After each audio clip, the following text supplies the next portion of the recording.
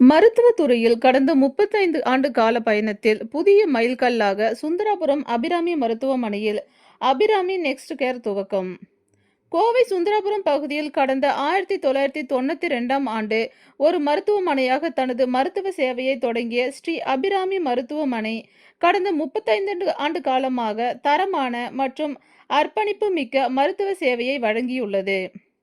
இந்நிலையில் மருத்துவமனையின் முக்கிய மைல்கல்லாக மருத்துவமனையின் மேம்படுத்தப்பட்ட மருத்துவ உள்கட்டமைப்பாக அபிராமி நெக்ஸ்ட் கேர் எனும் புதிய மையம் துவக்க விழா ஸ்ரீ அபிராமி மருத்துவமனையின் தலைவர் டாக்டர் பெரியசாமி அவர்கள் தலைமையில் நடைபெற்றது.